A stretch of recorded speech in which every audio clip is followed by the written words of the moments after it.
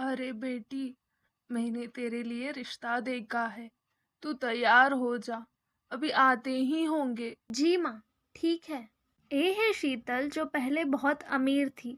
उसके पापा के बिजनेस में लॉस हुआ और टेंशन के मारे उनकी मृत्यु हो गई। इस तरह शीतल और उसकी माँ ममता गांव आते हैं। ममता अभी शीतल का ध्यान रखने की काबिल में नहीं थी, इसलिए वो शादी कराने का सोचती है। माँ जी, मेरी माँ और पिताजी जब मैं छोटा था, तभी वो मुझे छोड़ के चले गए हैं। अरे बेटा, ये तो बहुत दुख की बात है। लेकिन मैं आपकी बेटी का अच्छे से ख्याल रखूंगा। मैं शहर में एक दुकान के यहाँ काम करता हूँ, मेरी अच्छी कमाई भी हो जाती है। ममता ये सब सुनकर शीतल का रिश्ता शेखर से तय कर देती है और उनकी शादी हो जाती है। ऐसे शीतल फिर से शहर में आती है। शीतल, मैं काम के लिए जा रहा हूँ। जी वो कुछ पैसे चाहिए थे सब्जी लाने के लिए। शेखर पैसे देता है। शीतल सब्जियां खरीद कर जा रही थी। उसे उसके अमीर दोस्त मिलते हैं, कुसुम और प्रिया। क्या शीतल कितने दिनों के बाद दिख रही है? हाँ, 2 साल से कहाँ लापता थी। और ये क्या, इतनी हाईफाई लड़की आज ऐसी हालत में। शीतल उनको सब कुछ बताती है। वही सोचूं मैं, अचानक कॉलेज छोड़ने की क्या नौबत आ गई होगी। हाँ बेचारी, लेकिन कोई बात नहीं। मैं मेरे पति से बात करके तेरे पति को काम दिला सकती हूँ। क्या? सच में? तू सच बोल रही है? हाँ, तेरे पति को झाड़ू पोछा आता ही होगा ना। मेरे घर पे काम पे रख लूंगी। शीतल ये सब सुनकर बहुत ज्यादा उदास हो जाती है और कुछ बोले बिना वहाँ से चली जाती है।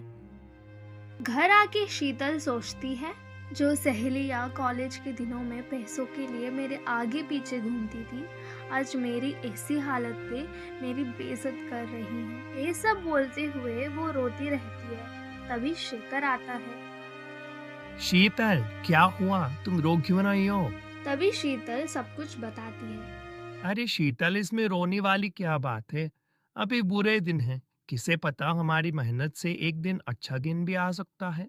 शेखर शीतल को समझाकर उसको शांत करता है। ऐसे ये दिन बीत जाता है। शेखर जी ने सही कहा, अभी मेहनत से ही होगा। शेखर जी, मैं माँ के घर जा रही हूँ, शाम तक आ जाऊंगी। हाँ ठीक है। माँ, आप कैसी हो? मैं ठीक हूँ बेटा, तू यहाँ कैसे? सब ठीक है ना तेरे घर पे? माँ, आपको याद है आप मेरे लिए छोले कुलचे बनाती थी? हाँ, याद है मुझे। जब भी बनाती थी, उंगलियां चाट चाट कर खाती थी और अपने सहेलियों को भी बुलाती थी खाने के लिए। हाँ माँ, आपने सही कहा। मुझे ना वैसे ही छोले कुलचे बनाना है, सिखा दीजिए। अरे शीतल बेटा, इतनी सी बात है, चल सिखा देती हूँ। कैसे शीतल अपनी माँ से छोले कुलचे बनाना सीख लेती है। अगले दिन शीतल वैसा ही छोले कुलचे बना के शेखर को चखने के लिए देती है। अरे वाह! तुम तो बहुत बढ़िया छोले कुलचे बनाती हो।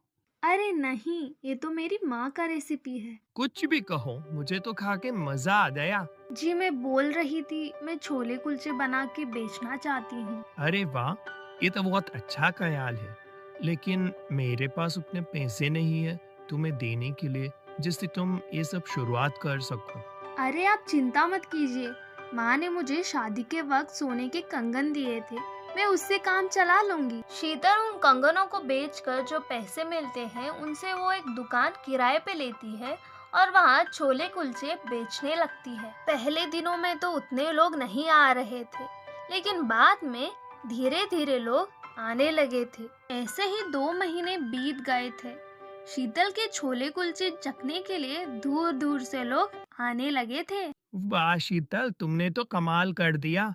तुम्हारे हाथ के छोले कुलचे बहुत मशहूर हो गए हैं। अभी शेखर भी जहाँ वो काम करता था वो छोड़ के शीतल के साथ काम में लग जाता है। ऐसे ही पूरे 1 साल बीत जाता है। दोनों की मेहनत से एक बड़ा रेस्टोरेंट ओपन करते हैं।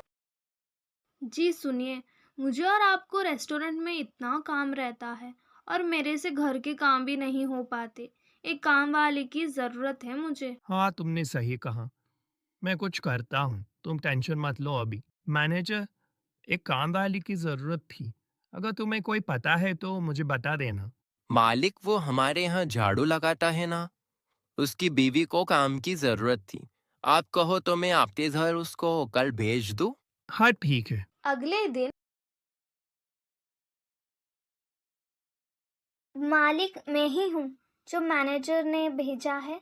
मेरी पत्नी आएगी, वो बता देगी तुम्हें क्या काम करना है। जी ठीक है मालिक। शेखर वहां से चला जाता है।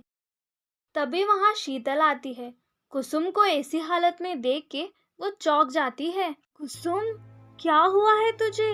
तेरी ऐसी हालत कैसे हो गई? कुसुम को अपनी गलती का एहसास होता है।